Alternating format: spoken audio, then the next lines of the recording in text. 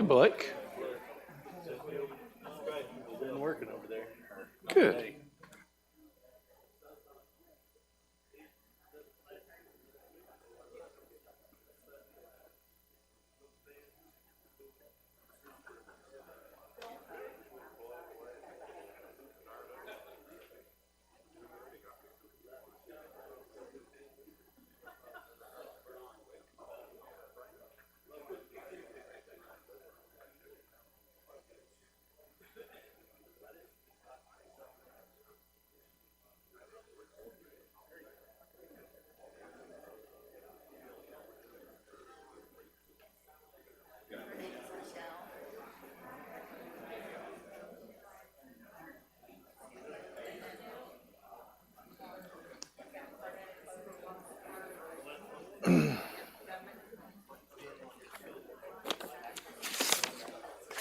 Okay, I have been asked to announce that Patrick needs pictures of you and your prayer pal together.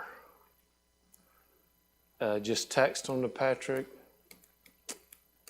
and he said it'd be fine. Tammy, is our man still in Shreveport? Good. Good. Good. Boy, that's a haul from here to there. And we think we have humidity.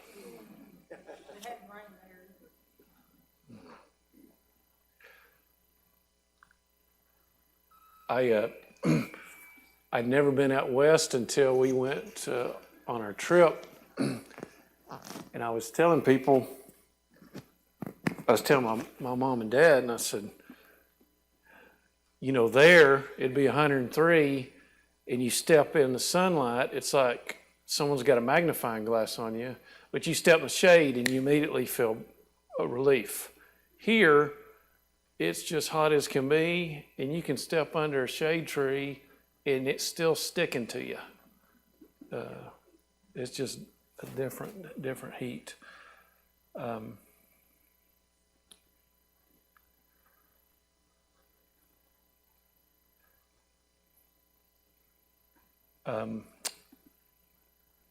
Wayne, you doing good?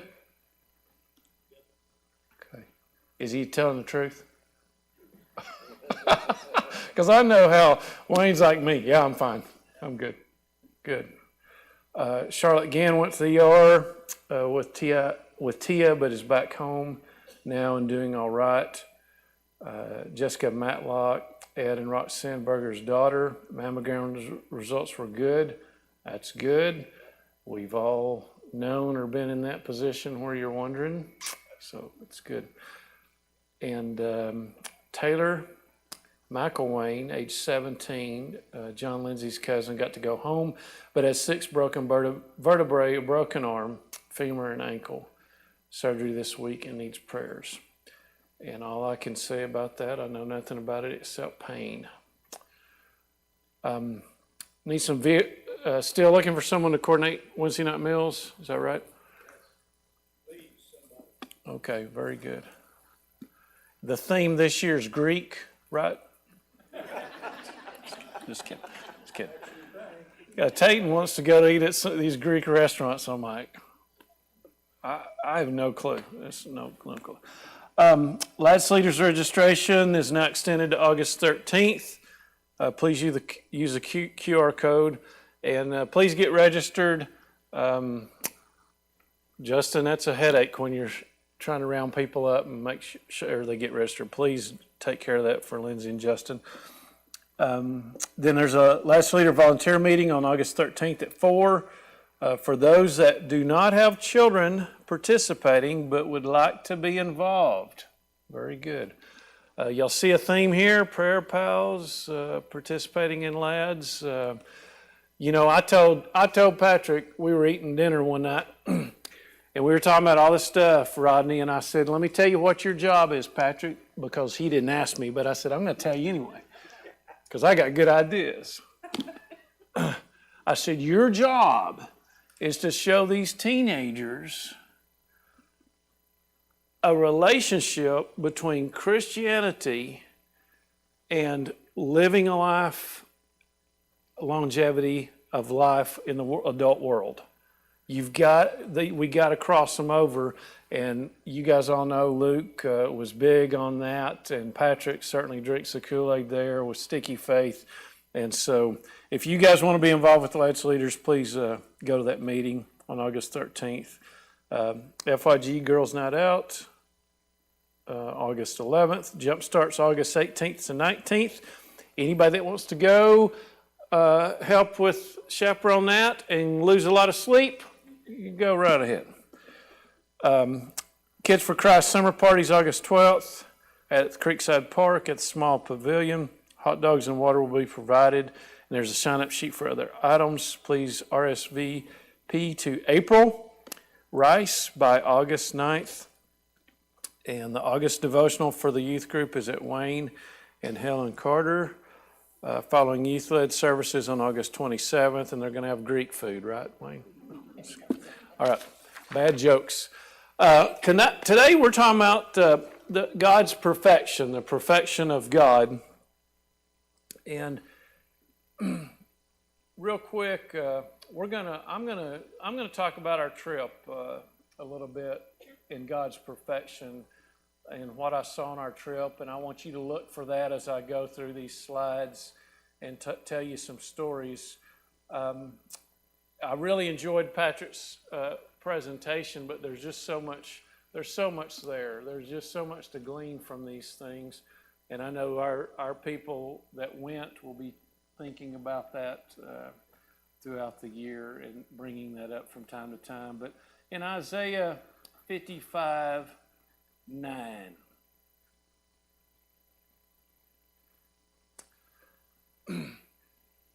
There's this thing called smack talk, where you talk and you try to, I remember being in junior high, Todd, and me and my friends, we'd pick at each other and try to make fun of it. Yo mama jokes is what they were, and my mother hated yo mama jokes. But there's smack talk, and in professional sports there's talk, and Larry Bird supposedly was one of the worst offenders and was the best smack talker back in the 80s. But little in your face here, Isaiah 55:9 says, "For as the heavens are higher than the earth, so are my ways higher than your ways, and my thoughts higher than your thoughts." Mic drop.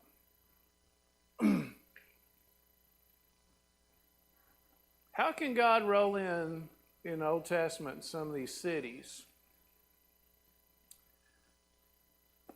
and kill the bad guys, and then kill their families, and then kill their livestock, and then burn the place to the ground?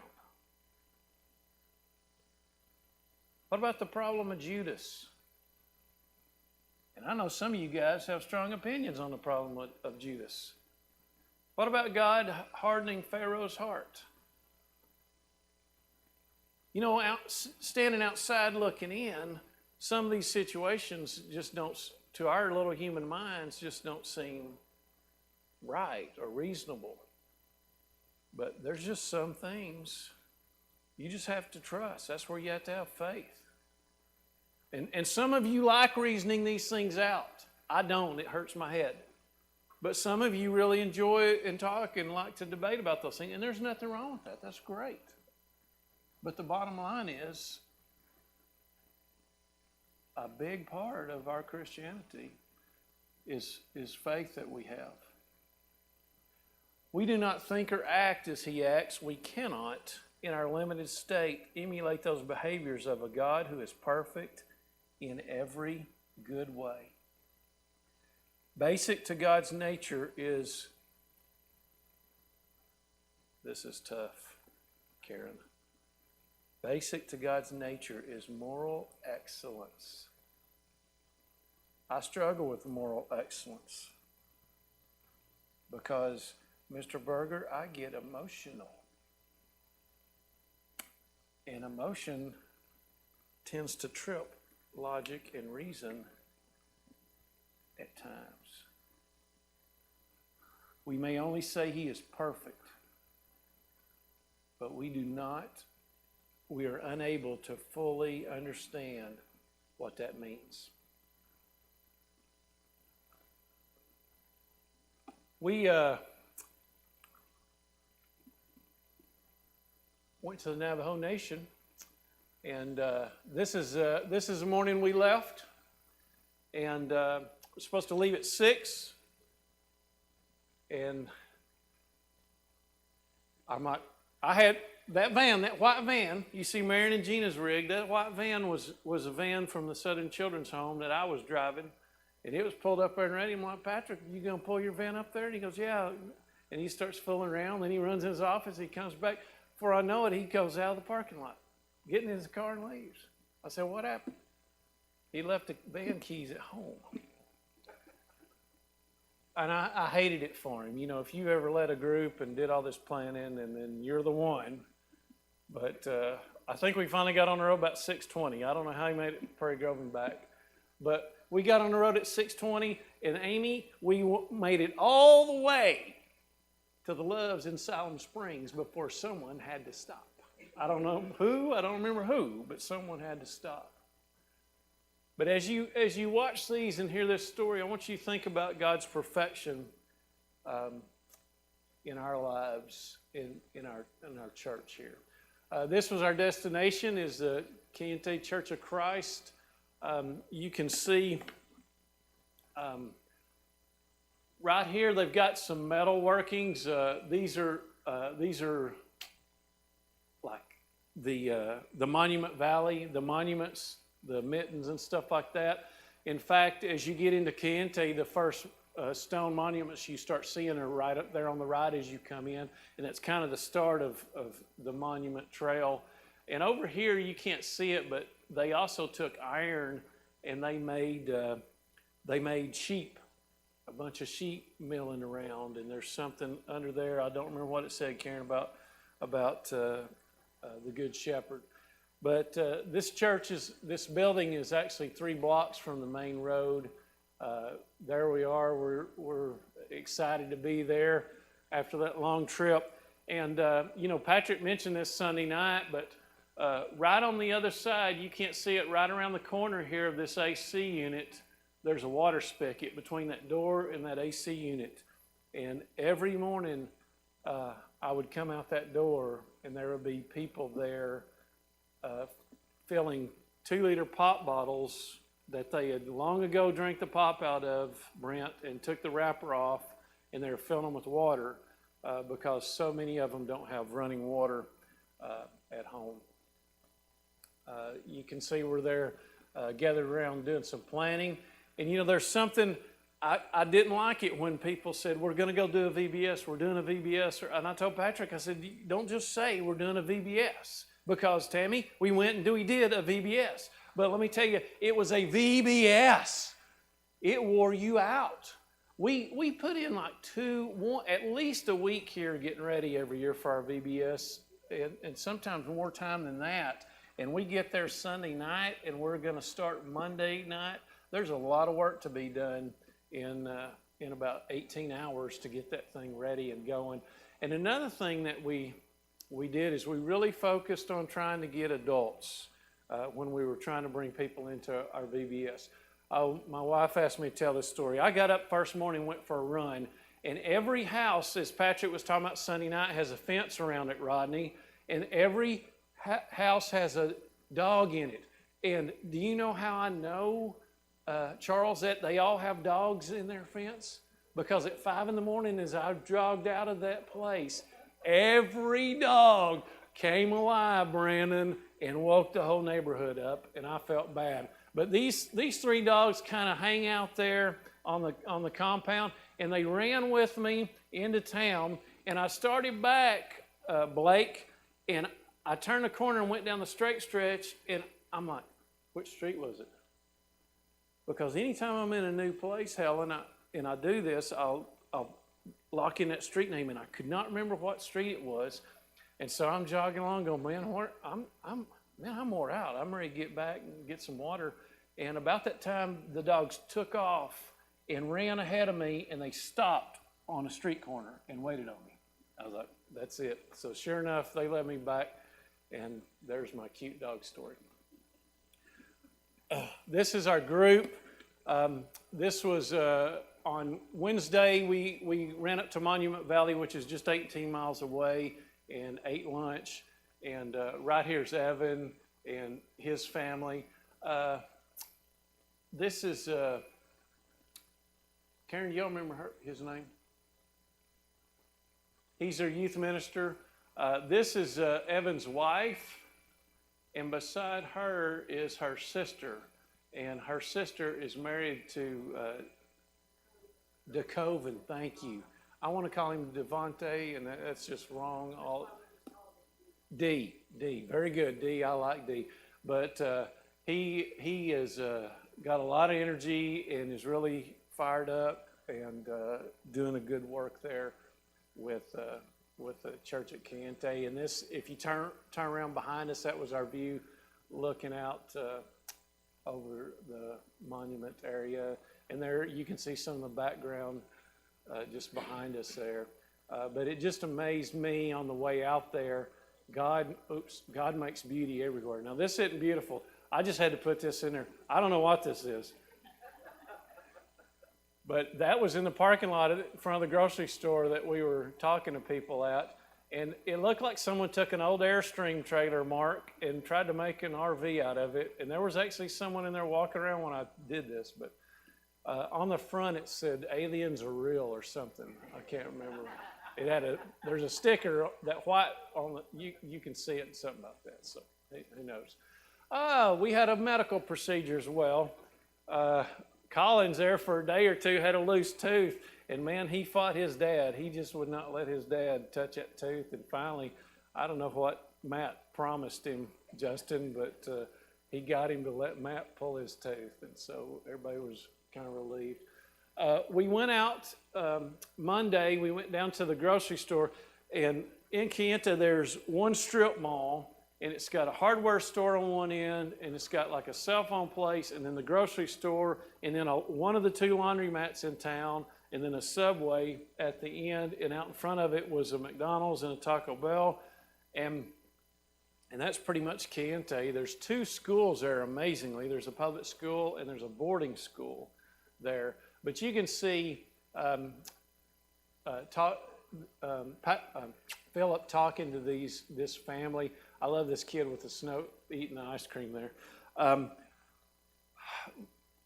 This guy on the left, on your left, is from Germany, and there's a coal mine there that's kind of shut down and non-functioning, and I believed he worked there, but he talked to Philip for a very long time. And you can see those pamphlets in Philip's hand, and as we got there and we're talking to people, you know, I told everybody, I said, we got to stress these adult classes. We want their kids, but we don't want them just dropping their kids off. We want the adults to get involved too. We want to let them know there's something there for them. And so that's what we focused on. There I am, my wife, again, wonderful photographer, but just grabbing water for us to have there at the place. And this is me working on my lesson. My lesson, the one Patrick assigned me, was over manna and quail, because we did Exodus, we did the 10 Commandments at VBS, and I didn't know this. I'm sure someone told me, Brennan. I'm sure my teacher years ago when I was 12 told me, but I didn't realize manna was like this paper thin frost kind of that was all over the ground, and they just went up and gathered it. It was the kind of bread they'd never had. Just amazing to me. But I had prepared this lesson, and I got started, and I don't know how many adults we had in there, 20, 25 or so. And early on, it hit me, Tony, when we teach, I had never realized how much I take for granted what Charles knows and what Wayne Carter knows biblically and what Karen knows when I teach. There's background there that I don't have to cover. We already kind of know it. But I'm looking around and these people are just lost. because many of these people had never been in a church building before. And I quickly I scrapped what I was doing because there was too much background that I was leaning on. And Rodney, I just pulled out of my hat a class on faith, because everybody can understand belief and faith. And that's where I went with that class.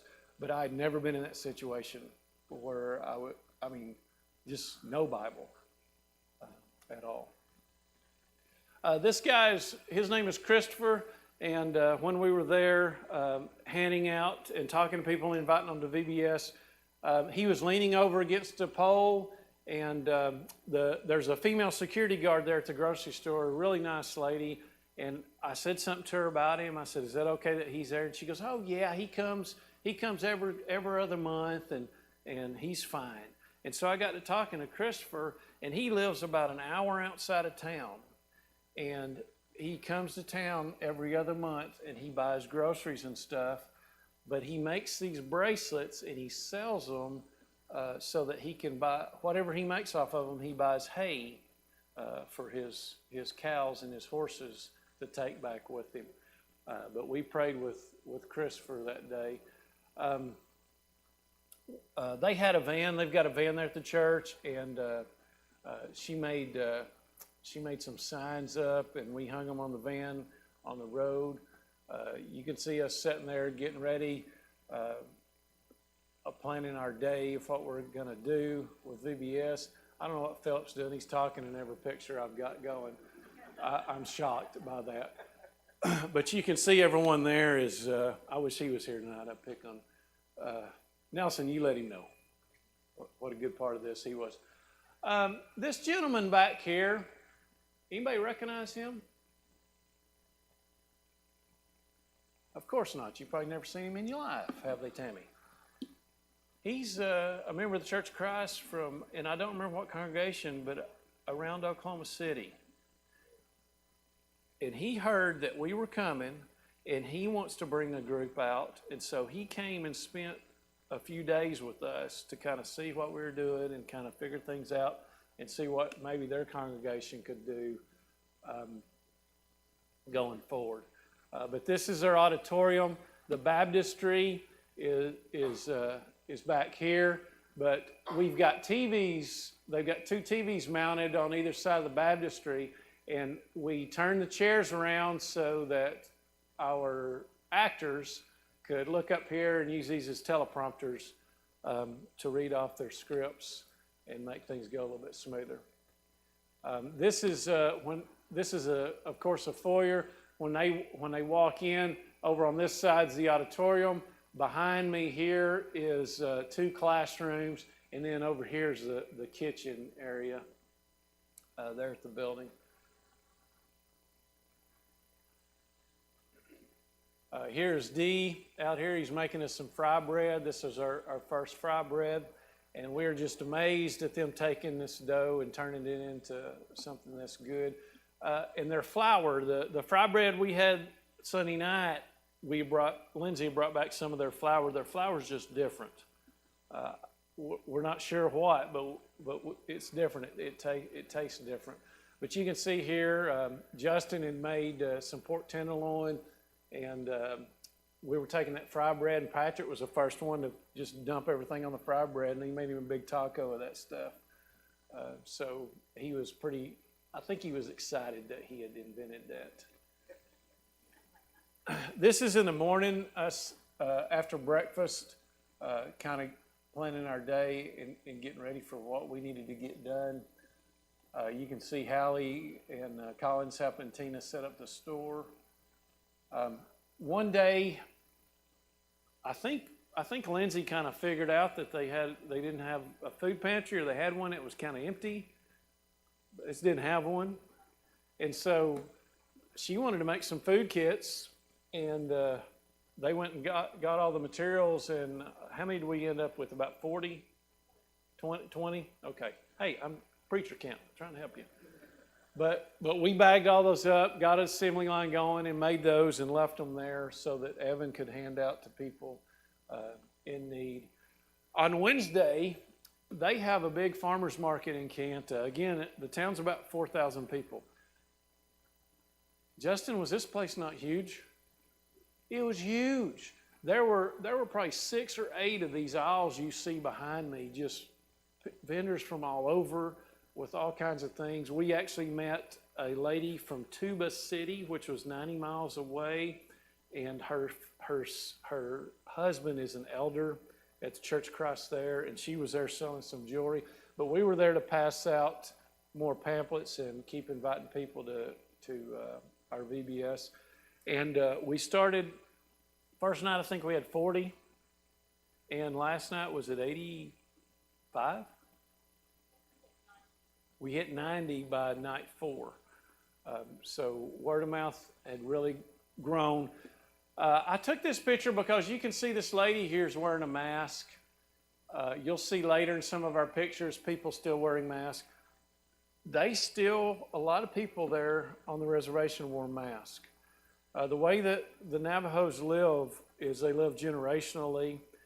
Sometimes you'll have 3 and 4 generations in the same house. And so, of course, the young people were still working during COVID when they could, and the elderly people were there. But as my parents live in a house by themselves, where they could kind of quarantine themselves, in the Navajo culture, that rarely happens. So there's a lot of interaction with the young folks bringing in things to their elderly, and it really devastated our Native American populations. And so they were still very, very concerned about COVID there. Here we are talking about what to do with crafts. And we got there, and Evan goes, the ladies can sleep in a bunkhouse. And this thing had some nice bunk beds in it, okay? It did. I mean, it had kind of new mattresses, maybe they had Superman on the mattresses, Tammy. But Evan goes, the ladies can sleep there and the guys can sleep in auditorium. And so I go out there and I go, I'm going to check out the women's area. And we open that door and it was smoking hot. It had to be 140 in that thing. No air conditioner. He had a dehumidifier. That's not going to work, Evan. So what we did is the guys slept in auditorium, and you could close the doors, and the girls stayed in the classrooms on the other side of the doors. So that way everybody could have air conditioning. But we ended up using this building as our arts and crafts building, and Tammy made it work. You guys were able to stand it, but that was our arts and craft area. Again, just getting things ready. And there's our line out the door. They're there, they're excited. You can see Lindsay and Debbie and Karen doing registration, trying to catch everybody that comes in. And we've got a full house there to hear Moses. You see the Coven over here, their youth minister, and you see all the kids there excited and ready. And boy, now he's got their attention. They're up on their feet looking. You can see this. I don't know what night this was, but this little girl's got her bag so she can get her tokens. The store was a huge hit. As Patrick said, those kids would spend their coins on flip-flops and basketballs over just toys.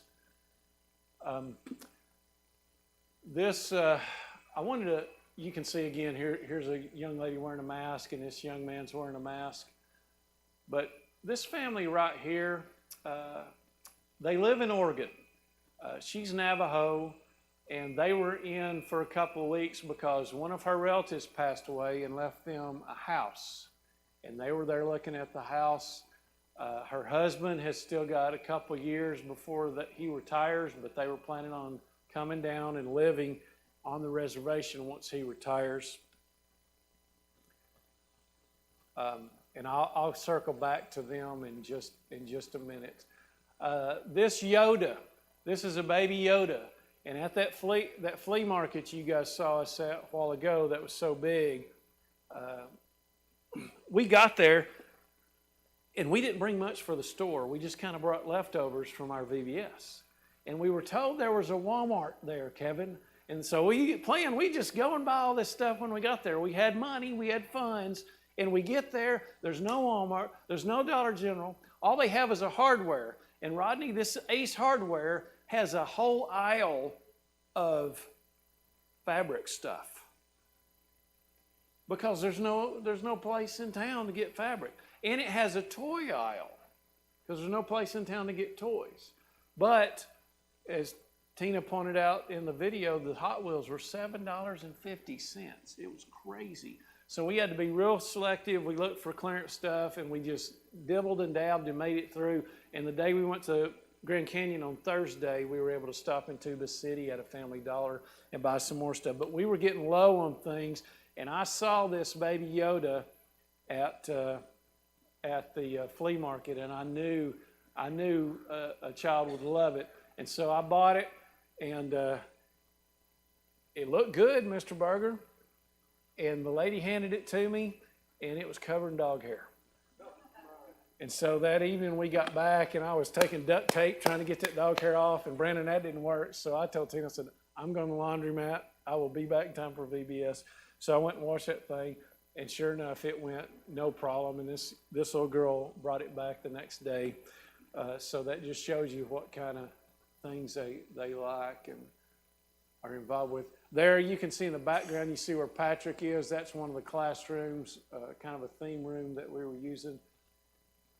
And Mr. Fox is helping those kids spend their coins. The Mustangs had to leave us early, and so I had to stand in for Matt, and I'm holding the Ten Commandments, and Jeff is asking me to read them as he's Moses, and Tina was not too happy with my shoe choice there. So I didn't exactly have sandals, but we made it through. This was our area. Again, you could see there's no grass. In fact, those horses that Patrick talked about Sunday night that run open range around town, I said something to the lady at the laundromat, and she said, yeah, we call them the city weed eaters. So they just go around and eat weeds, but there we are outside doing activities between the church building there in the background and the craft area, arts and craft area on the other side. Every night we would get together and we would just check in and talk about what we saw, what we need to do different, and exchange ideas, and it was a really good time to talk about what was going on. This is that couple I talked about from Oregon, and they're here. I asked them to stay around after VBS one night, and we talked with them, and they had a son there you saw in the picture who was about 6 years old, but he had an older brother who was 12, and he was a special needs child, and he had passed away in the last few months, and they were just telling us about that situation, and it was very emotional, and we were able to pray with them, and they were there every night. So hopefully there'll be future members when they move back. This young man lived right across the street, and every night he brought his little brother and his little sister in, and he'd leave. And the last night, he come in the door, and he was just standing there in front of the door between where the store was and the front door, where the registration table, and he's just standing there. And I walked by, and I said, are you okay? Can I help you? And he goes, what is this? And I told him, and he started crying. He said, I've never seen people so nice and so good. Because every night he'd come in, we'd talk to him, see what he needs, whatever. And so I asked him to hang on. It was the last night. DeCoven took a pie in the face. He's our youth minister. And did Evan take one too? Yeah, Evan took one too. And so we had to get through that. In fact, look on Evan's ear. I think that's still some white cream right there. But this young man stuck around, and I said, I could talk to you, but I don't need to talk to you. You need to talk to these guys right here, local. And he talked with them, and then we got together, and you can see him there. Philip's leading prayer for him right there. And it was just a really neat thing to see. And then later that evening, after everybody had gone, Chloe called Evan up, and he said, "Get the water ready." And Chloe came back, and he decided to become a Christian. And Evan had had some Bible studies with him while we were there. He'd been having studies with him. In fact, we went to Monument Valley and did not get to see the mittens. You know, come on, the famous mittens where John Wayne rides through, the mittens. And Rodney, I was so disappointed. And we're driving back, and I'm thinking, why are we going back? Why couldn't we have went 10 more minutes to see the mittens? And then we got back and went, Bible study with Chloe. But in the Navajo culture, Christianity is nothing like the Navajo religion. And when you become a Christian, many times your family will disown you. And I think Evans has, but his wife's has not. I think that's the way that is. I may be wrong. But so Evan told us on like Tuesday, he said, Chloe knows he's ready, but he's got to mentally go there with his family and make that decision. And Chloe told him to get the water running. This baptistry was different.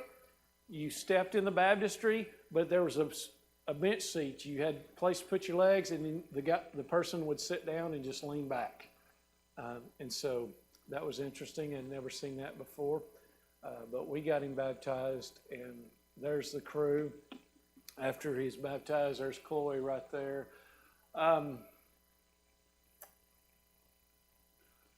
Evan said that Chloe hasn't missed.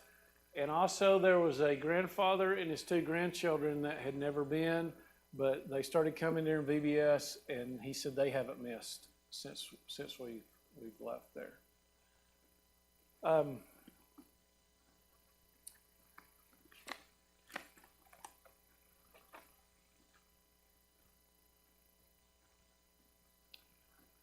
Ephesians 5:25. Husbands, love your wives as Christ loved the church and gave himself up for her. We're imperfect. God is perfect. But I told Tayton when she was in a couple weeks ago, we were talking about something. I said, sweetie, I said, you are living in times like I have never, ever, ever seen. Crazy. Yeah, I see head shaking. Crazy. But what is amazing is that the church is the same. It is a one institution on this planet. Every other institution we have has gone off the rails.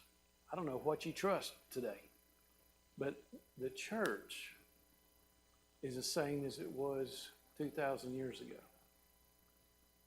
That's God's perfection.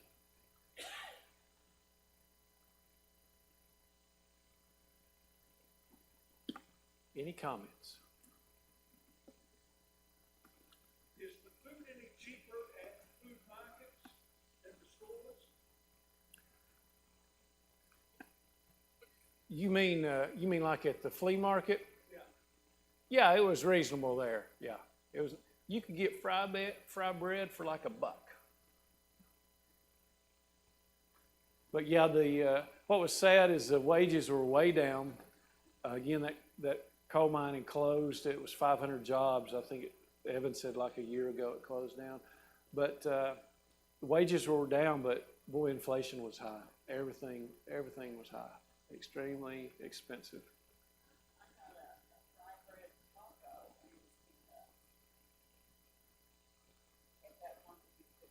Oh yeah, at that place.